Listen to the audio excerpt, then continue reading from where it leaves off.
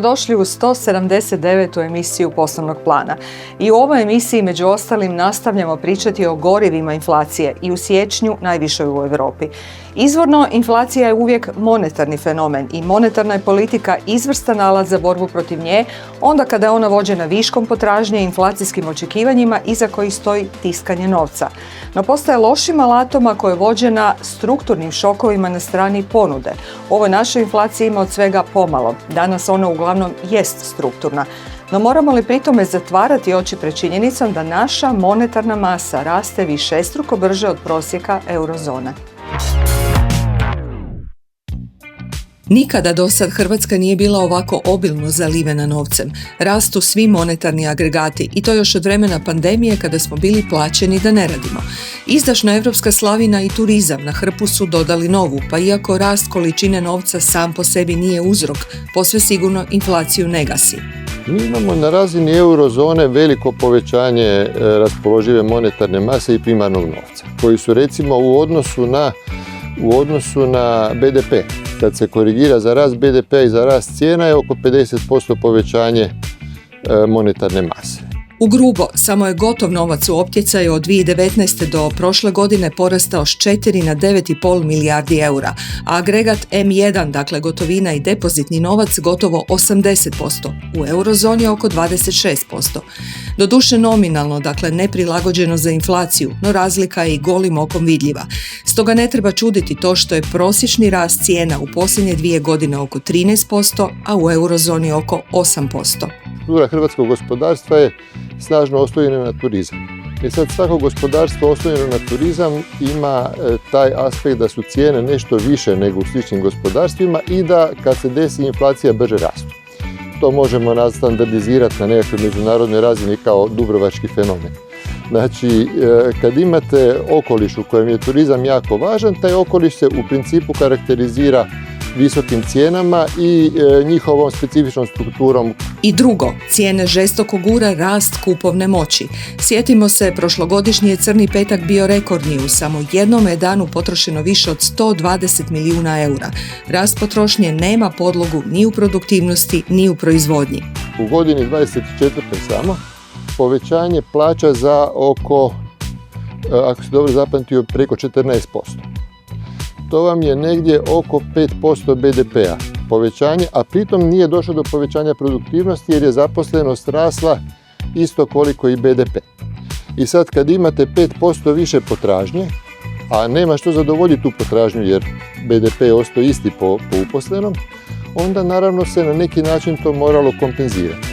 I to je ono što je mene malo začudilo. Moje očekivanje je bilo da će se to kompenzirati kroz bilancu plaćanja. Znači da će trgovinska bilanca otići u deficit jer je to u okolišu monetarne unije i carinske unije za očekivati. Doduše imamo zjapeću rupu u trgovinskoj razmjeni hrane, no o tome ionako nitko ne vodi računa, pa se narasla kupovna moć u cijelosti prelila u inflaciju. Tako da sad imate točno koliko je porasla kupovna moć, toliko su otprilike porasle cijene i te cijene nisu porasle linearno. To ono vjerovatno isto ima veze s ovim pitanjem monetarnog i strukturnog, jer vi imate veliku razliku u rastu cijena. Od cijena koje su čak i pale. Recimo motorni benzin je danas jeftiniji nego što je bio 22. Ista mu je cijena kao 18. Znači u tom dijelu, posebno u dijelu tradables, znači robe koje se trguju, tu nekakvog odstupanja od europskog prosjeka nema. Ili je čak manje od europskog prosjeka, recimo vozila, kućanski aparati, alati, strojevi, to je sve poskupilo manje od europskog prosjeka, inflacije. Ono gdje se osjeća jako inflacija, to je tamo gdje je prisutan troškovni aspekt hrvatskih plaća. Dakle, cijene rastu u uslužnom području, kod ugostitelja, hotelijera, u restoranima, kod frizera i kozmetičara. Rastu cijene svih usluga poput građevinskih i obrtničkih radova, dakle svega onoga što nije predmetom međunarodne razmjene. Ono s čime međunarodno tržimo ima stabilne pa čak i cijene niže od inozemne konkurencije. Kakvi su onda izgledi da bojkotom trgovina okončamo inflaciju? Dioklecijan je prvi se sjetio boriti protiv rasta cijena, tako da je trgovce koji su digli cijene bacio lavovima. Lavovi su bili vrlo zadovoljni tim aranžmanom, ali Dioklecijan nije postigao Bog zna šta. Javna je rasprava o nacionalnom planu stambene politike do 2030. zatvorena. Ostaje još da se ministarstvo očituje na sve prigovore i prijedloge. Središnja točka plana znamo priuštivo stanovanje. Jedna je od polazišnih točaka namjera da plan pomogne jedinicama lokalne samouprave. No još i tijekom savjetovanja upozoreno na to da nacionalni plan otvara mogućnost povećanja područja građevinskog zemljišta upravo na račun priuštivog stanovanja. Vjerojatno ne samo zato, neki gradovi nisu bili oduševljeni planom. O svemu tome više u prilogu koji slijedi.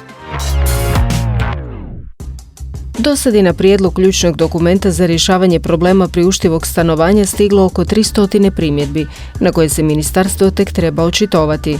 Nacionalni plan, usklađen s europskim praksama, obuhvaća mjere poput povećanja dostupnosti stanova, poticanja održive gradnje, regulacije tržišta najma i pomoći ranjivim skupinama. Da bi stambena politika se uspostavila kao sustav priuštivog stanovanja, kojeg mi do jučer nismo poznavali uopće, potrebno je promijeniti 6 zakona. Pa je tu onda i Zakon o gradnji, Zakon o prostornom uređenju, Zakon o najmu stanova, Zakon o zadrugama. Već smo donijeli Zakon o upravljanju i održavanju zgrada koji isto će djelovati na priuštivo stanovanje vezano uz kratkoročni najam stanova za općenito radnike, pa onda i korištenje poslovnih prostora u stambenim zgradama. Sve to utječe na priuštivost stanovanja. Plan sadrži 15 konkretnih mjera podijeljenih u 3 područja: priuštivo stanovanje, održivo stanovanje i podrška funkciji stanovanja. Već su kod nas u razradi izmjene prvog zakona kojeg će prvi krenut i po kojem će građani osjetiti prvu mjeru iz stambene politike, a to je izmjena Zakona o društveno poticajnoj stanogradnji, s kojim tim izmjenama će se otvoriti mogućnost da se vrši povrat poreza na prvu stambenu nekretninu kupljenu ove godine i da se pokrene program priuštivog najma koji će zapravo služiti da aktiviramo 1000 praznih stanova u Hrvatskoj. Time bi se stvorio veći fond stanovanja za najam i omogućila dostupnost onima koji si ne mogu priuštiti kupnju nekretnine. Uz to, mladim bi se osobama omogućio povrat dijela PDV-a za kupnju prve nekretnine, no bio bi odobren samo za stanove koji ne prelaze prosječnu cijenu područja u kojem se kupuju. Potom bi uslijedile mjere koje se odnose na takozvanu čistu gradnju novog priuštivog stambenog fonda. To je opet poticajna stanogradnja u suradnji sa jedinicama lokalne samouprave, pa je onda mogućnost prenamjene različitih postojećih neiskorištenih ili napuštenih zgrada koje postoje u prostoru, da bi se one prenamijenile da li za studentske domove, da li za domove umirovljenika, ili bi takve zgrade bile dodijeljene stambenim neprofitnim zadrugama koje sada uvodimo opet u naš pravni sustav, da bi se građani mogli samo organizirati i takvu jednu zgradu prenamijeniti u svoje stanovanje. U Hrvatskoj nedostaje 236.000 stambenih jedinica, stoga je nužno da svaki veliki grad izradi vlastiti program stanovanja koji bi definirao potrebe i mogućnosti priuštivog stanovanja na svojem području. Primarno je to pitanje lokalne uprave i iz tog razloga će se trebati pod obavezno raditi ovi programi, a oni će se vezati i sa općenitim procesima prostornog planiranja. Znači, ako neko ne bi izvršavao svoju obavezu po izradi programa stanovanja koje vidimo jako važno, tada bi bio ograničen u nekim drugim svojim projektima. Prema dostupnim informacijama u Hrvatskoj se ističu tek rijetki primjeri koji pokazuju različite pristupe rješavanju ovog problema. Grad Zagreb razvija strateški projekt izgradnje zgrade za priuštivo stanovanje u Podbrežju s 288 stanova, dok su Split, Rijeka, Osijek i Varaždin potpisali sporazum s Europskom investicijskom bankom za razvoj sličnih programa. Pula razvija modele stambenog zbrinjavanja mladih obitelji, a Križevci su pokrenuli pilot projekt zadružnog stanovanja. U Zagrebačkoj županiji lokalne inicijative uključuju sufinanciranje kupnje prve nekretnine u Brdovcu, sufinanciranje najma u Dugom Selu i Jastrebarskom, te smanjenje ili potpuno oslobođenje od plaćanja komunalnog doprinosa i u općinama Križ, Rugvica i gradu Sveta Nedjelja. Vidio sam kod drugih gradova, primjerice Dugog Sela, pa i još nekih sredina poput Križa i Vrbovca, da tu ima zgodnih modela. Možda se nešto može osmisliti na tom tragu, prvenstveno zbog toga što mislim da s ovim porastom stanovnika kod nas i sa tom željom mladih ljudi da se kod nas doseljavaju, definitivno treba gledati da se ljudima olakša, prvenstveno, ako ništa drugo, barem kupnja prve nekretnine. Nacionalni plan stambene politike trebao bi biti odgovor na rastuće cijene nekretnina, kao i na potrebu za održivom izgradnjom i dugoročnom regulacijom tržišta stanovanja. Koliko uspješno, ovisit će o prihvaćanju primjedbi tijekom javnog savjetovanja. I evo nas u dijelu emisije u kojemu ozbiljne teme razbijamo inovativnim ekonomskim idejama, posebnostima i zanimljivostima. Pa evo jedne za koji dio publike vjerojatno ne zna. Naime, jedan od najvećih glazbenika ikada, David Bowie, nije bio samo glazbena ikona, nego i odličan biznismen. Vođen do duše pametnom rukom njegova financijskog menadžera, još je potkraj 90-ih osmislio kako generirati siguran cash flow, recimo izdanjem vrijednosnica na ime budućeg koncerta. Bowiejeva je obveznica bila jedinstvena vrsta vrijednosnog papira koji je kao kolateral koristio tantijeme od, u to vrijeme, buduće prodaje Bowiejevih albuma i nastupa uživo. Prvi su put izdane 1997. kada je Bowie sklopio partnerstvo s jednom investicijskom kućom i prikupio $55 milijuna, jamčeći ulagačima prihod od kataloga koji je brojio 25 albuma. Svih tih 25 albuma koji su poslužili kao temeljna imovina snimljeni su prije 90.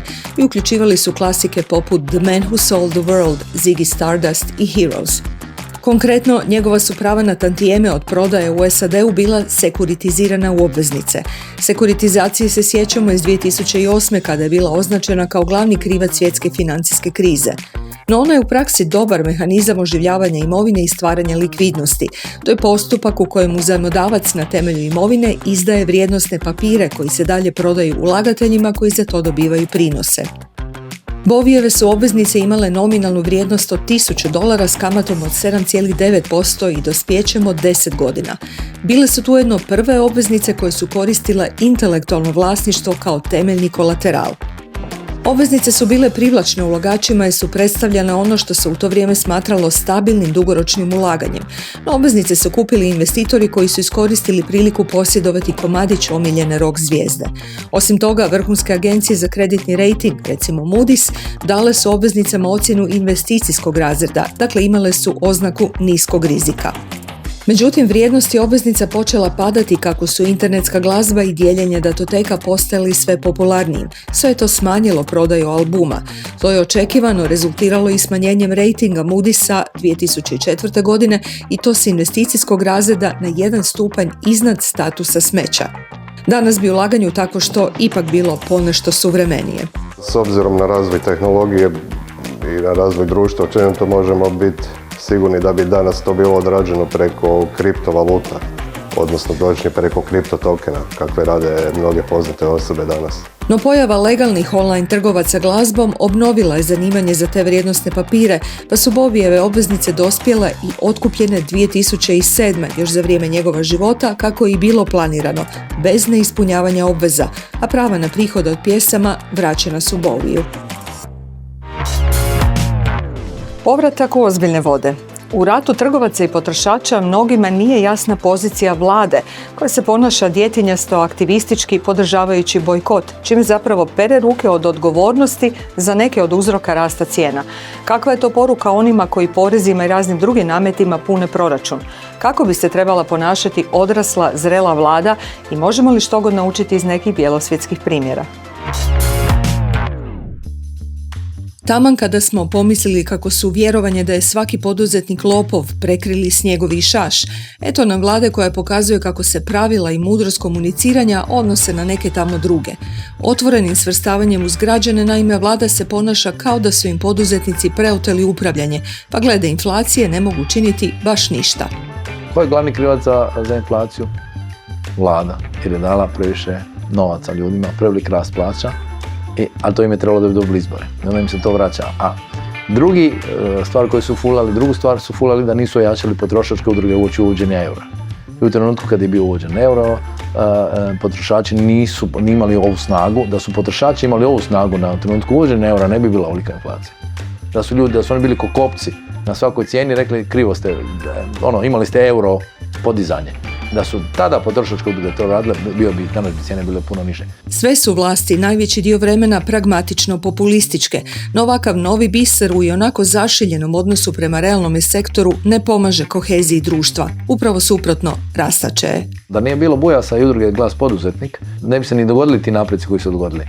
Sve tri naše institucije koje se bave de facto malim pa do najvećeg poduzetništva previše su diplomatične, nisu na ivici sukoba s vladom, a trebalo bi biti stalno. Dakle, oni su, trebaš biti istovremeno partner i oštar protivnik. Dakle, kad treba popustiš, ali uvijek tražiš svoje. Oni nikad ne traže ništa.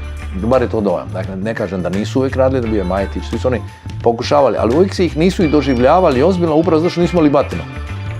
Bila je neka mrkva, ali nije bilo batine od strane poslodavaca. I sad, prvi put je UGP napravio štetu komunikacijski vladi i rekao, ok, šta radite?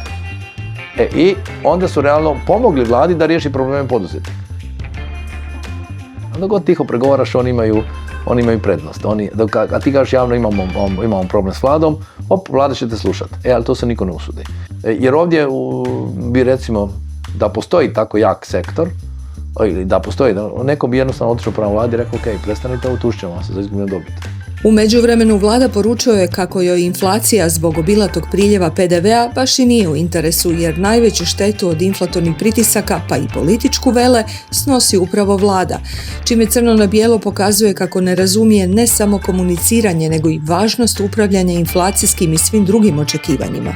Oni moraju smanjiti očekivanja, jer svi očekuju sad kad ide ovako dobro, ovako ide beskonačno. Prvi je HNB smanjio očekivanja, počeo ograničavati gotovinske kredite, jer mi trošimo ko pijani milijarderi. To je uvijek uvod u krizu i neku recesiju. Dakle, oni moraju generalno upravljati očekivanjima, a u ekonomiji jako to malo radi, jer se svi bavimo dabrom, politikom, dnevnom politikom se bavimo, Jadrolinijom, ali se ne bavimo ovo što će nas udariti za 6 mjeseci. Evo, ne bavimo se tom inflacijom. Ako smo dali povećanje 3+3, to vam je inflacija od 5% na kraju godine, ili nam to cilj bio nije. Ok, sad to treba rješavati. Znači, nema površice ove druge. I neko bi trebao reći, ok, imamo problem s proračunom, to su ovi potezi koje treba uvući. Ali će reći, imat ćemo štrajk. Ok, hoće da ti stane cijeli privatni sektor, pa da vidim. Macan tvrdi da vlast zapravo oduvijek loše komunicira, pa nije u stanju pojasniti ni posve benigne stvari kakve nam nameće europska politika, koju po zadatku moramo prenijeti u domaći sustav. Zašto je Hrelić pun žarnih žarulja, a koje nigdje drugo ne možeš kupiti, a nemaš na Hreliću? Zato što umirovljenik ne može platiti žarulju štednu 2 eura. Jer smo mi se prilagodili Evropskoj uniji, imamo samo štedne žarulje. On ide dalje kupiti ono koja je bila 2 kune. Makar je ekološki. A mi to nikad nismo iskomunicirali ljudima da što uvodimo. Događaju se takve male reforme, nas događaju svaki dan, male, velike, a niko to ne komunicira.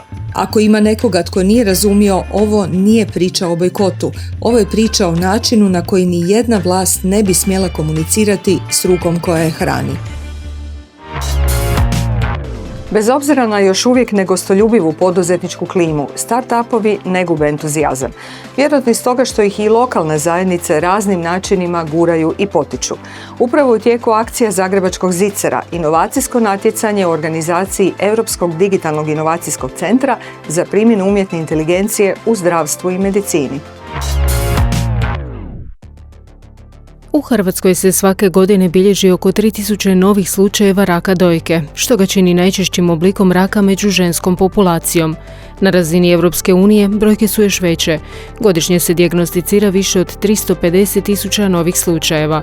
S takvim se brojkama sustav guši pod pritiskom rastuće količine mamografskih slika i nedostatka stručnog medicinskog kadra, posebno u ruralnim regijama.